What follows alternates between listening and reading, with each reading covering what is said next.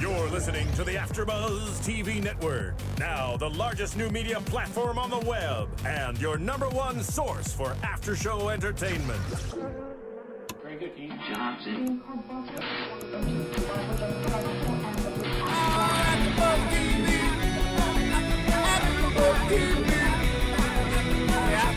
From the AfterBuzz Studios in Los Angeles, California, and streaming live on Ustream, this is AfterBuzz TV for Dexter.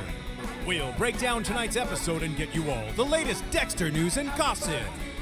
If you'd like to buzz in on tonight's show, you can buzz us at 424-256-1729. That's 424-256-1729. And now, picking up where the show leaves off and the buzz continues, it's AfterBuzz TV for Dexter. Welcome!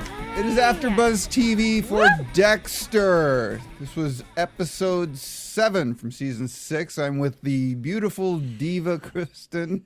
They're calling me a diva because I didn't like my camera angle. And please call in and let us know how she looks. Because evidently we need to know.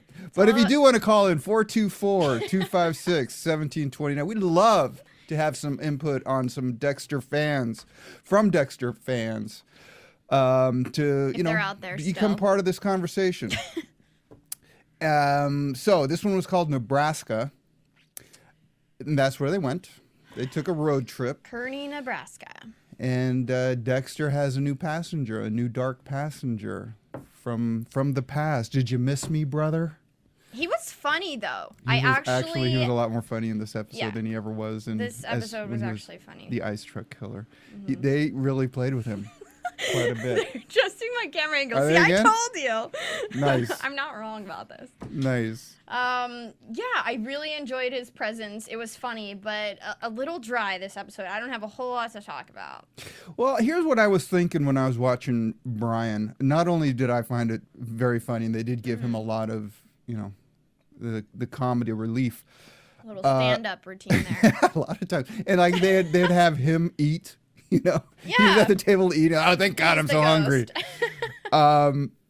He really was trying to swing Dexter back from everything that Brother Sam exposed him to, and all that, doubt. And geez, am I right? And he saw this opportunity, came in and said, nah, let's go to the other side. And he swung that pendulum just as hard as he possibly could. Well, it was at a good time. I mean, Dexter was vulnerable. He was letting that darkness in at this point in his life because he has just experienced so much with losing his friend, Brother Sam, who he was really closer to than he would like to admit.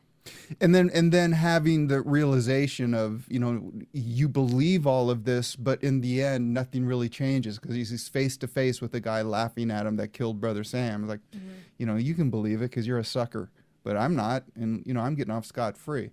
And then here comes Brian saying, that's what I've been trying to tell you. Now let me show you how much fun you can have being who you are. And that seemed to be the real fight, or the real challenge that Dexter had. It kind of goes along with how Nick went back to the gang whenever Brother Sam's word didn't turn out to be exactly what he had hoped for. Right. And I feel like here with Dexter, he went back to killing. To the gang. With his brother, back to the gang. And the whole time, Brother saying, this is how it could have been. This is, we could have been doing this all along. And Brian was continually just challenging Dexter about the code, right, and about how silly it was, and this is not what it's about, and trying to worm his way into the core, the dark core, and I was just thinking, man, if he gets in there, and if he gets a hold of that, because at that, I was like going, I don't know where they're going with this, but if they let someone like Brian actually get that deep, that's a mess. I don't know where you're going to go. You know what? It was Dexter's relapse. We've talked about his triggers, and I think his trigger in going back to that person who enjoys killing so much and watching the light go out of people's eyes is whenever, he loses somebody really close to him. He doesn't know what to do. He doesn't have anyone to turn to. So in this point, he turned to his dead brother, and who is clearly the darkness that he let back in at such a vulnerable time. The other thing that I liked about that was what the brother was bringing into the situation. When Dexter has conversations with the dad, it really is Dexter's higher self just talking to him. The dad light. isn't introducing anything. He's just kind of just a therapist. Well, what do you think? What do you think? Brian is like, no, he's over here. It's like the angel and the devil, but really. He's a lot more proactive in getting Dexter to do stuff. You know what I mean? As for instance, if when Dexter goes back to the motel, the dad would probably say, well, where do you think he would be? As opposed to Brian pointing out the bar and going, Dex, he's in here. So they had Brian a lot more like, come on, let's do this together. They were really pushing the, we're doing this together, woo, to the point where when the pitchfork came in, both of us just went, what? Okay. Yeah, because it really looked like Brian grabbed the pitchfork and stabbed him. Yeah. I mean, I really think that's how they filmed it, actually. Well, that was with the, idea being that somehow, Dexter had that sort of speed and agility with a cocked gun. And the only way you're going to get out of that is something to come from surprise. So that was kind of where you just had to go, okay, poetic license. Okay, we're going to roll with that one. Right. It's a cool twist, cool, visual. Yeah. Not as cool as American Gothic right afterwards, though, which is really, really funny.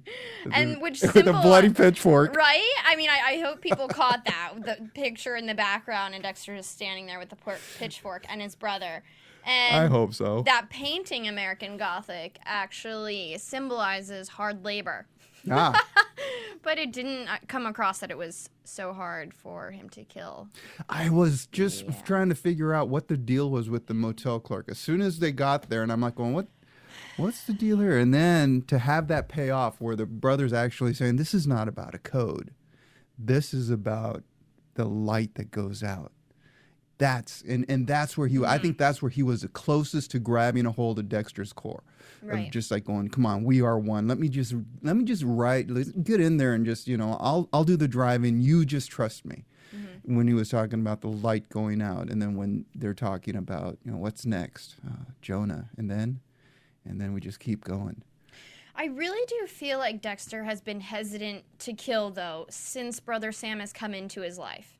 There's definitely, He's taken a minute. He's hesitating. He wants to see. He talks to his victims more before he puts them on the kill table.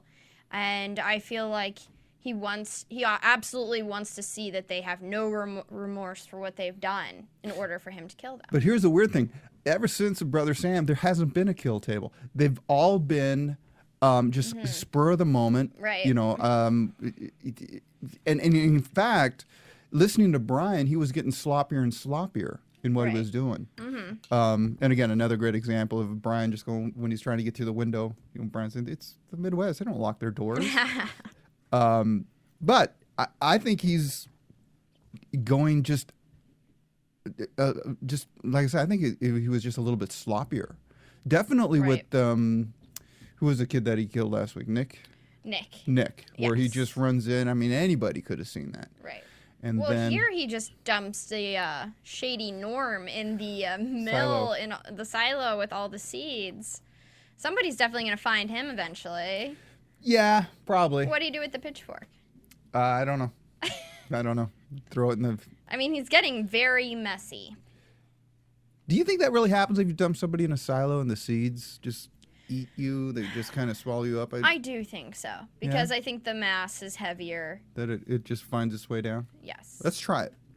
If there's anybody out there with a silo that would like to Our Midwest let fans, us have can you please call in and let us know? Experiment. Call in at 424-256-1729. Let us use your silo. The views expressed herein are those of the hosts only and do not necessarily reflect the views of AfterBuzz TV or its owners or principals. That's true. Thank you, DJ Jesse. So we got to, I forgot where we were. Oh, Brian. And crazy Brian. And, for a while there, I was thinking Dexter was trying to play him. I just got this feeling like Dexter was like going, look, I can't control this guy, but I'm afraid of him enough that if I don't try to control, keep him like everything's cool, something bad might happen. Yeah, his brother. There was a moment in there. It was let me check his my brother notes. is really a part of himself that's coming through. Oh, that's where I was getting the feeling is when the brother's saying, "What happens next? What happens next?" He's saying, Jonah, and then we just keep going. That's where I got the feeling like he was playing him or something. It wasn't quite. Well, he's definitely going back and forth in his head about what to do next, and I feel like all of his negative thoughts about death and killing is definitely. His brother is speaking that for us here, and then whenever it's positive and not killing, it's his father, which we can clearly see in the end where he finally runs over Brian and he's replaced with picking up his father. Right at the state line. So.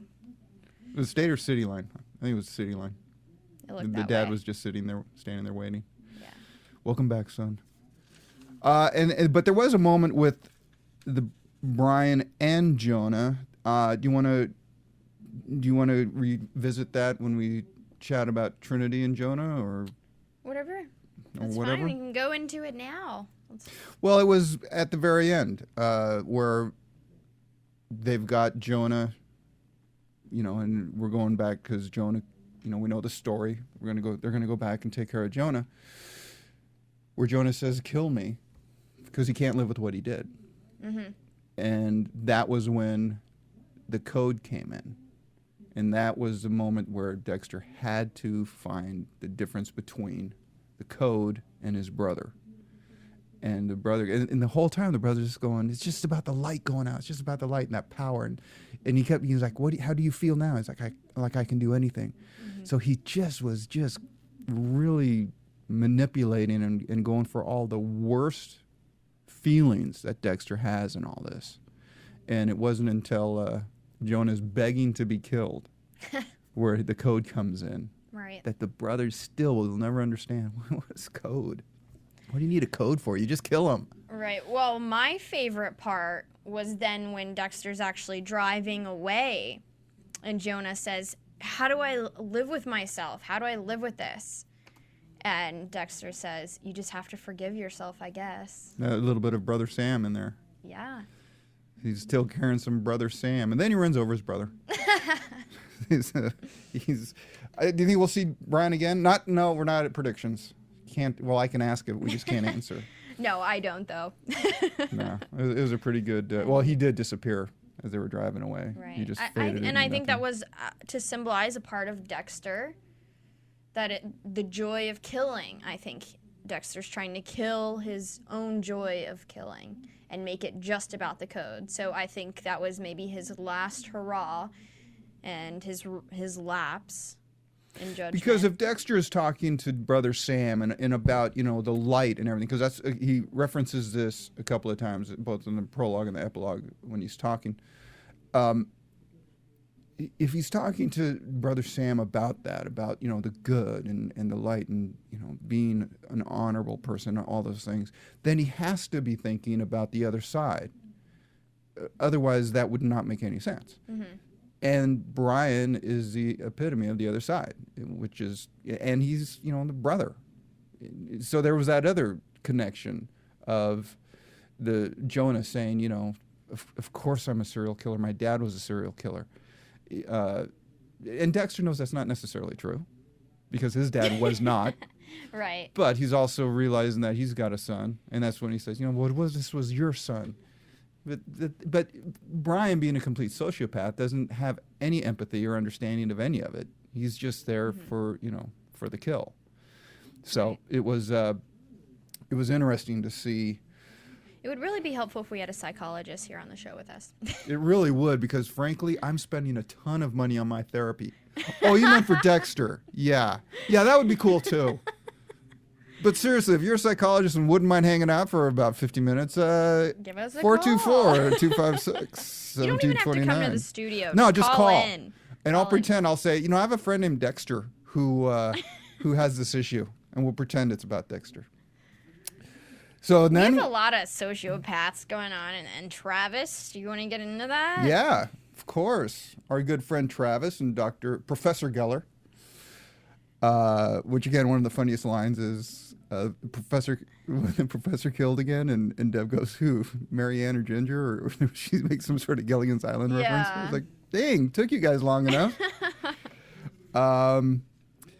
You know what I found interesting, and I don't know why they did it this way, but when Travis was at his sister's house, and the colors were really kind of cartoony. In the kitchen, the really bright orange, and they had a bright yellow, and the lighting on the fridge was like a blue. And I was like, it's like, and I don't know if they're trying to get the feel of like that was not the real world that Travis belonged in. It was like the surreal sort of, this isn't where I belong. It's too I think you're right. He definitely looked out of place there, and he looks much more at home whenever he's in dungeons with fire and blood. Yeah, and that looks a lot more real. I just thought that was an interesting way to kind of create that feeling of this isn't this There's isn't a lot real. of contrast going on there. So he did spend some time with the sister. And when do we see the professor? When he's at the sister's again? It goes to your note, and I every time we watch this show, and every time something like that happens, you just kind of look at each other, going, "It's supporting it." Yeah, if I think it's pretty much a known fact among viewers that everyone's agreeing that Geller is in Travis's head at this point. I really think they are, because even in this episode, whenever Geller comes to the door of his sister's house, he opens the door. Shouldn't he say, "Hey, you shouldn't be here. My sister will see you or hear you"? Or he says nothing. He just has a conversation there. Right. And meanwhile, his sister's trying to leave for work. I thought he was supposed to be running out the door with her. Mm-hmm. And then, in fact, the professor says, "Knock off the stillness and invite me in." Yeah, he says, "Let me in." Let me in. And he closes the door. It's like, this is free, free choice. And the other thing is he just shows up on the side yard. Right. Which is, again, odd, because the first thing I'm thinking is, A, how did you get there? And B, how did you know where to go? Yeah. And there's, did they do that beat again somewhere? Or did the next time we saw him, he was tearing up the alligator, right? The professor? It was obviously an alligator. I don't know how anybody figured out it was an alligator. I don't know how anybody could believe that was a body, because it was obviously an alligator. I think we paused and rewind quite a few times for. Oh my God! You should seriously. You shouldn't see me try to state my case. No, it's a body. See, that's a leg, as I'm pointing out. You're the tail. Those are the knees. and that's a hand. I'm like, I really think it's a fish or an animal or something. You're like, no, that's it. That's a body. Those are the intestines. And the torso, and I don't know where the head is, but it's a body. No, it's an alligator. A big crocodile. Big old croc. So I guess he was getting ready to make the 7-headed beast for the whore, which they don't have now. But that did explain all the blood in the fridge.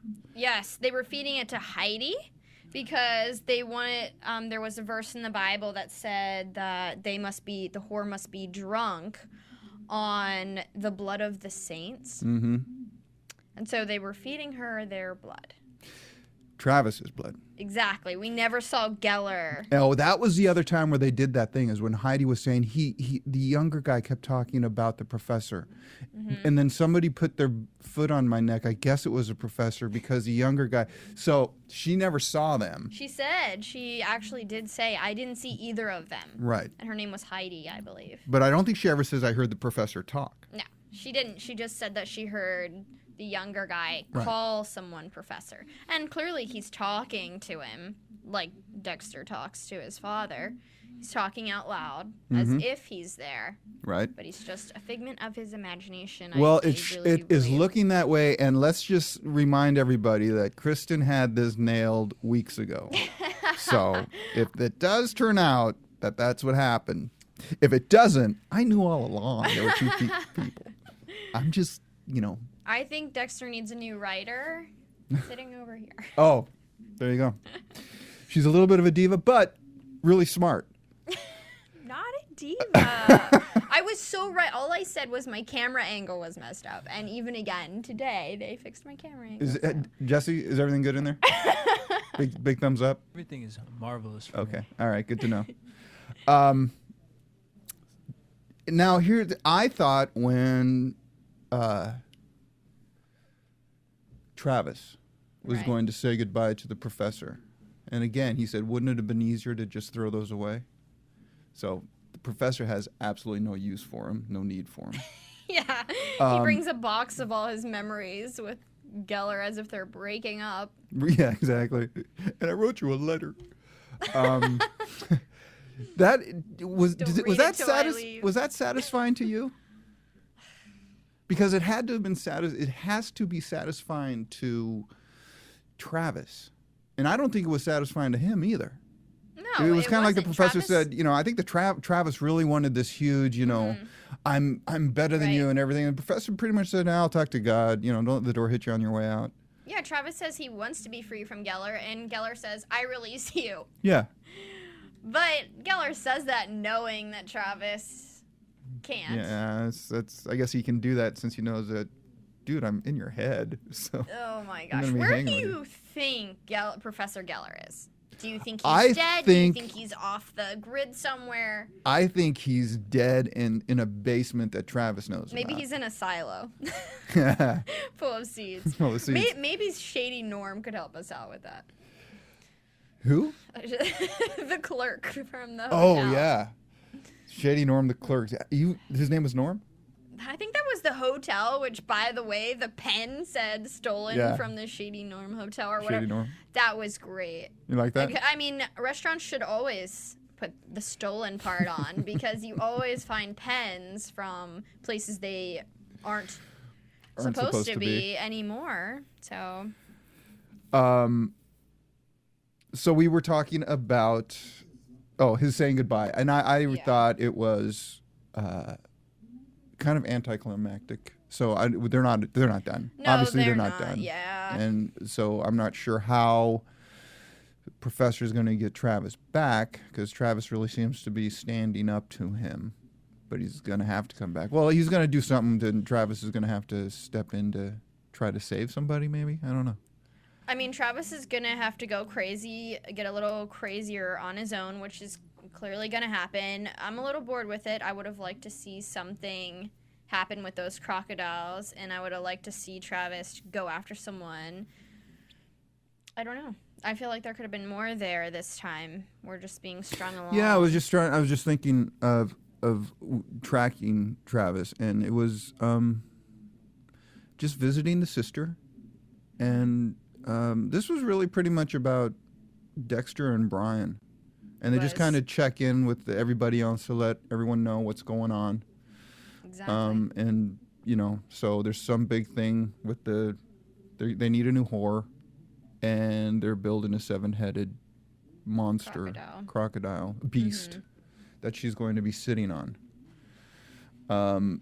And then, and so I guess we can finish up the Trinity and Jonah thing. Now, Trinity killed Dexter's wife, Rita, right. Rita. And that's why Dexter killed Trinity, but Jonah didn't know that Dexter killed his father. Right. And in this episode, clearly Dexter reveals that to him. But you know what? Now Jonah knows that Dexter's a killer, and Jonah's just out wandering. But I think they have a little pact there because they know that each other killed people. Right. So Jonah knows that Dexter killed his father, dad, and Dexter that was the knows other that thing Jonah that killed his mother. what was Jonah was so upset about, because he wanted to do that. He wanted to kill his he wanted dad, to kill his father. and felt robbed. And his sister committed suicide. I see suicide happening again. So I'm just curious to know the degree of ability that the Nebraska forensic team has. 'Cause seriously, Dexter with just a flashlight figured out where the blood spatter should be, and then they couldn't figure out that the girl committed suicide. You know what? The secrets of small towns are far more interesting and kept than the ones in the city, I do believe. I mean, most of the news that we find out about on TV happen in big cities. And I think that may be due to, small towns. Not a whole lot of people really care. They probably. Or I just think there's a lot of secrets in small towns. I'm from a small town. Yeah, what are some of the secrets? Well, I can't tell you. Because they're secrets. If you have any secrets about Kristen's town, call us at 424-256-1729. Let us know. So that was...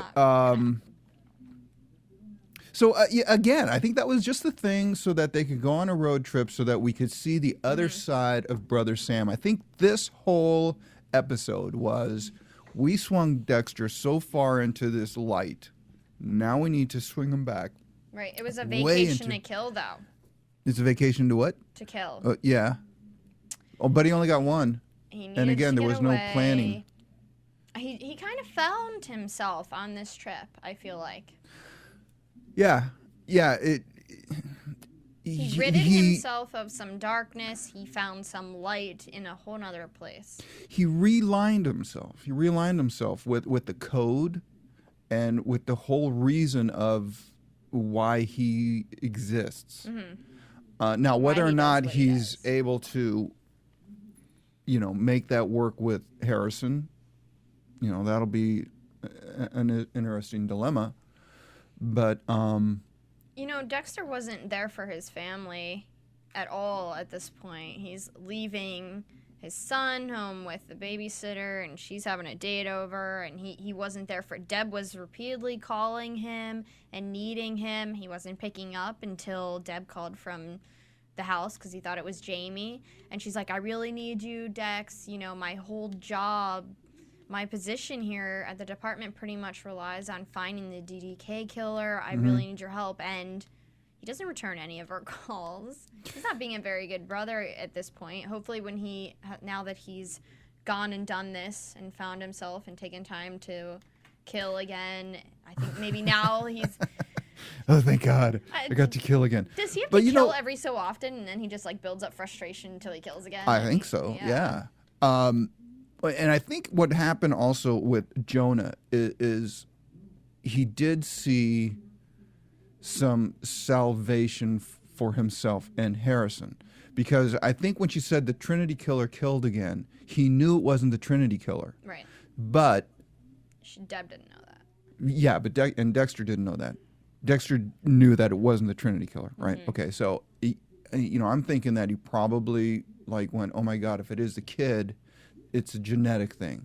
Is Harrison going to have it? Because he must be thinking about Harrison when this stuff comes up.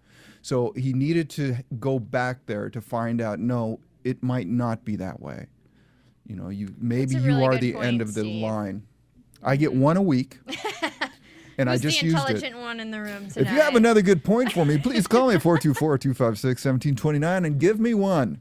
I can use them. Thank you. You need to give out your number so they can text you, and then people won't text know. me with a good point. So yeah, it really was road trip for those two, and that pretty much brings us right up to. Can we talk about whenever Absolutely. Dexter had the girl in the gas station? What was going on there?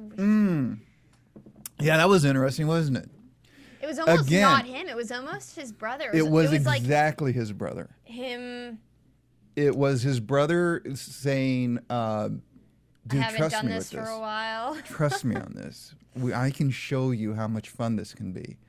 And it was, at the beginning, I'm going, oh, Dexter's going to try to be a bad boy, and his brother's helping him along. The oddest pickup line I've ever heard. About his mother dying when he was 3. Yeah. I mean, come on, ladies. Would you ever sleep with a guy, at your work in the back storage room, and right after he told you a story about his dead mom? I mean, she kind of laughed about it, but he was clearly not getting. And that's a question for our fans if you want to give us a call at 424-256-1729 and tell us, would you sleep with a man who confessed to seeing his mom die when he was 3 in the back room of a gas station? Where you work. I would. There's cameras. But the funniest part about that was then as Dexter's escaping, she's still getting dressed. I mean, he ran out of there. I don't know if that was a little bit of guilt, but then he grabs the gun behind the counter and says, I got what I wanted. And then he goes on a shooting rampage, just shooting, different things out in the cornfield. And then his brother goes, go for something that and then he shoots a guy on a sign. Yeah, right through the forehead. It had to have just been him experiencing the kind of freedom that Brian had, where nothing matters. Right. You can walk away from all of it. Nothing matters. So just feed your inner darkness and let's have fun. Because, at the end of the day, they were having fun. And now, the difference is when Brian has that fun, it escalates into simply snuffing somebody to see the light go out. And that's the trip that, he was trying to get Dexter to take. And that's a problem because Dexter has to stick to the code. And he tells Brian, it's kept me alive. So he has to stick to that code. And that code doesn't allow, that crazy.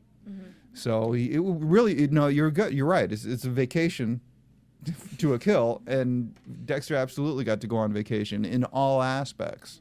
Right. And it was really kind of scary to see this guy unleashed. Yeah. Like, man, he could really just do some go damage. Crazy. I mean, almost like the Trinity Killer. It was. But that's what I liked when they're showing that. They're showing the potential and how much he's got to keep it all in control all the time. Because if he dismissed the code and just let himself go, it'd be the Tasmanian devil of serial killers. He would go nuts. Yeah, I really liked what he said in the end there. Darkness is defined by light, and without the light, darkness can't exist. Yep. So, I mean, he's at least now recognizing and admitting that there's a light that exists, because without it, the dark couldn't. Well, I think he's also discovering that the code is a religion.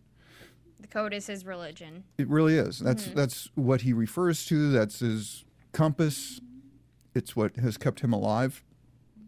His dad taught him the code, and at the end, his father, who literally and figuratively gets in the car as his passenger. So and his dark passenger is his urge to kill, which was his brother here. So what kind of passenger is his father? The urge to Dad obey is my the code. co-pilot. Well, the urge to kill, but only if they're not remorseful. For what I think that father is the force to keep you in line, as sane protected. as I still feel like as his sane dad's as you protecting possibly him. can be. And the genius of the father was, this is who you are. Now let's mold that into something that will do good in an odd way. Right. And that's why the code was there. Because if you're going to unleash this, you have to make sure it's being done for the right reasons. It's a wrong thing to do for the right reasons. And that, is well, again, that is his religion. I like the quote that Brian says repeatedly, you can't be a killer and a hero, Dexter. I mean, I think Batman, that's why Batman wears his cape and mask and everything, right? And he hides out because he realizes you can't be a killer and a hero. Batman? Yes. Is Batman a killer? Yes. Is he? Yeah. I thought he just brought him in and left him for Commissioner Gordon. Well, did you see the last Batman movie? I don't think we should get into that. But I think that along the same lines, you can't be a killer and a hero. And I'm not sure which Dexter identifies with at this point, because I think now that he's killing for good, he may see himself as a hero. But he can't. He's a killer. I don't know. I don't know if he's ever seen himself as a hero. I've always kind of seen him see himself as just a monster, really. Yeah, and okay, I've got this, and I need to release it, and thank you, Father, for my code. But yeah, you know what's weird about that? It's kind of like he's accepted his dark passenger and his lifestyle as an imperfection that he was born with, a birthmark that he just has to deal with. Like a handicap, yeah. Like a handicap, yeah. Right.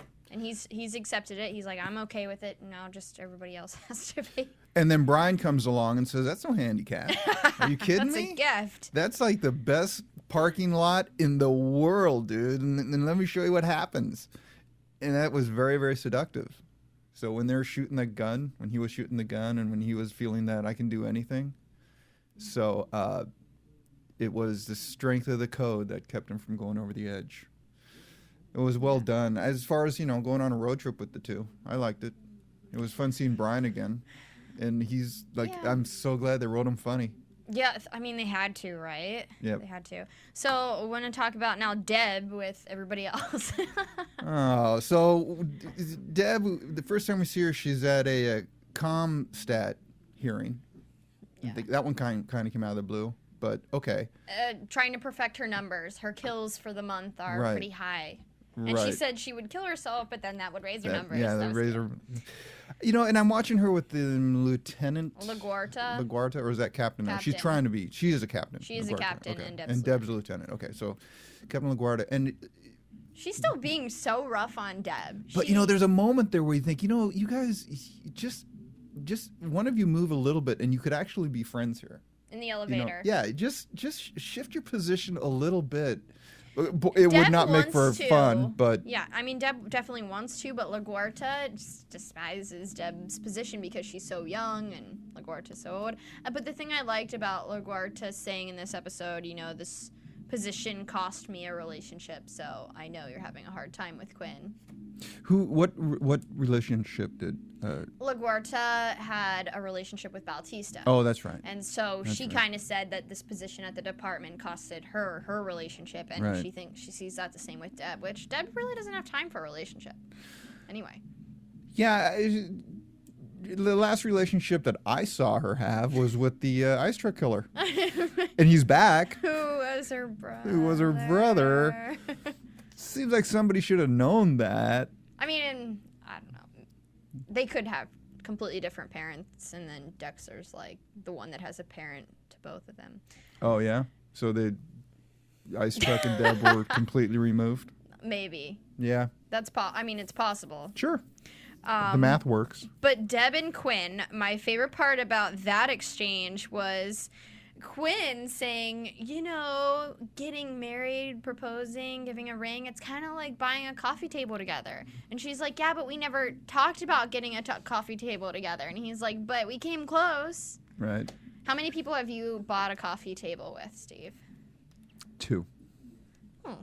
2. Would you say that you loved 2 people in your life? 2 women? I would say that at the time, yes. I would definitely say that now it's everything that I didn't realize I was going to learn. Mm-hmm. So with the people that you bought coffee tables with, you did have strong emotions towards them. Yeah. Yeah, I've bought one coffee table. Yeah. I've bought 10 coffee tables. Wow. Just kidding. I'm just kidding. No, I've bought one. The line starts to the left. Wait, is that a call? Yeah, now we get a call. Hey, you want to go to IKEA tomorrow? I was at IKEA yesterday. Oh, really? Looking for a coffee table. Oh, yeah, by the way, I saw that on YouTube. No, nicely done. No, I wish it was this. No, I only bought one coffee table with another male, and yeah, I did care a lot about him. The only guy I probably ever loved. So, right. I mean, I see where he's going with that whole coffee table. Like, so he proposed without really discussing it with her. He just out of the blue said, "Let's get married." Yeah, he said it was like he said, it's like. I felt like we were going to get a coffee table, so I felt like I should get you a ring. Right. He was saying like that's the next natural thing to do. After a coffee table. Yeah. Well, I think his logic there is a little screwy. I agree with it to a very small degree, but... Well, it doesn't bode well to say, I want to spend my life together with you if this is the next logical thing I'm supposed to do. I mean, yeah, exactly. I'm kind of with Debbie on this. It's like, you might want to discuss that and see where we're going before you decide to just, oh, yeah, oh, and here's a ring. Yeah, don't just come home with any coffee table. This needs to be a discussion as well as a ring. And if you do decide to do that, then you better be ready for the, oh, it's nice. Okay. You know, you don't just throw that down and say, oh, let's get married. Yeah. No. So, you know, it works sometimes. But there was a kiss. Now, here's what's, you know, when I was watching that, I'm thinking, you know, is Deb in such a place where she so wants her old life. She so wants the gang. She so wants to be able to hang out that she's willing to throw her history away and everything and just try to capture that again with Quinn. You know, when he was going in for the kiss, I'm like going, really? Are you really going to just ignore everything and say, no, this is better. I can, you know, let's just because, and I would totally believe that she would do that. Where she's at, she's got nothing but grief in her job. Yep. The gang is having fun without her. You know, and here's a guy that she did care for. And when he approaches her right from exactly the right place, which is, I screwed up. These are all the things I've realized that I've screwed up about. See, I can change. I've been thinking about this. It's not you, it's me. You know, he showed that he processed everything and that he took the time. And then, you know, made sure that the kiss was staged and proper. And I mean, it looked passionate. Yeah, and it was. But that's the thing. And I'm thinking, okay, Deb, but is it passion because you are desiring him or because you are desiring your past? Right. And when she said, you know, we can't do this, I'm like, well, smart girl. Yeah, whenever he was like, it's over. Yeah. And he was like waiting for her to nod. And she did. And I'm thinking, dude, just transfer to another police department so that you guys can start dating again. I mean, that's not why. I just don't think they're a good match. Clearly, after his whole like runoff with all those other women, I would never go back to a guy like that. I don't care. Good guys don't do that. Good guys don't do that? Did you say good guys or the guys? I didn't hear that. I said good guys. Good guys don't do that. I mean, maybe in my mind, I don't know. Jess, let's get your take on this. If you got dumped, would you go on a horse spree? A horse spree? Yeah. No, my morals won't ever allow me. You have a code. I've like found myself in situations where like, you know what? Forget it. This time I'm gonna be a whore. If you'd like to be a whore with Jess, call us at 424-256-1729. And then I get right there and I just pull back. I'm like, no, I can't do it. Oh, sorry. You won't be able to be a whore. So don't call me. He's not taking calls at the moment. No, sorry. Sorry, girls. And she's getting heat about the Doomsday Killer, which is like, you know, we got one little quick reference of Anderson saying, I'm still smart. Was Anderson there? Yeah, he was the guy that was figuring out the 7-headed... He's the only one still working? Pretty much. He's the only one, like, he's in the corner. Yeah. But you know what? Who they've kept alive is Lewis with his game. Oh, he's making a game to model the department. He is weird. I mean, Bautista sees how weird he is. He's like, I want to talk to Dexter as soon as you get a hold of him, Deb, because my sister's out on a date with that intern at Dexter's house. Yeah. Clearly and not Deb okay knows he's with weird because Deb's like going, oh, Lewis is sexting up your sister? Yeah. And he's doing something is going on there because they're keeping him alive. And he's always, you know, like, hey, I could do that. So he's trying to get in as deep into that department as he can. I mean, his game's not going to go through. He's modeling it after a real department. That's not going to work out. Well, as soon as somebody finds out all the interns were using the department. The first girl, Ryan, using the department. This guy, they all have other intentions. Those are interns, though. That's par for the interns course. always have other intentions. Yeah, don't trust them. Don't trust them as far as you can throw them. Always, you know, they should have an intern cam where they just have to wear it all the time so you can see what they're doing. Just monitor them. I think there'd be some privacy issues with that. Skeeving interns. Should we go to commercial and come back for a prediction? Guess what my son does here? He interns. He interns. What's his intentions? Yeah, I don't know. So, Ben, if you're watching. Let's go to commercial. The biggest new media platform on the web just got bigger. More bandwidth, smoother streaming, lightning, faster fast download. Don't get technical with me. AfterBuzz TV is making the jump to hyperspace. Join the fun at your #1 source for after-show entertainment. Look at the size of that thing. AfterBuzz TV. And we're back with predictions. Now, your AfterBuzz TV predictions.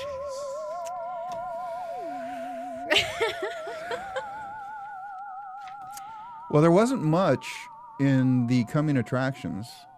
Coming I next week. feel like we need like tarot cards or something to help Yeah, us really. with this part. Ouija board. We need to call up Geller and see what he can help us A with. Dexter board. Well, that's the prediction, isn't it? That we would need a Ouija board to talk to Geller.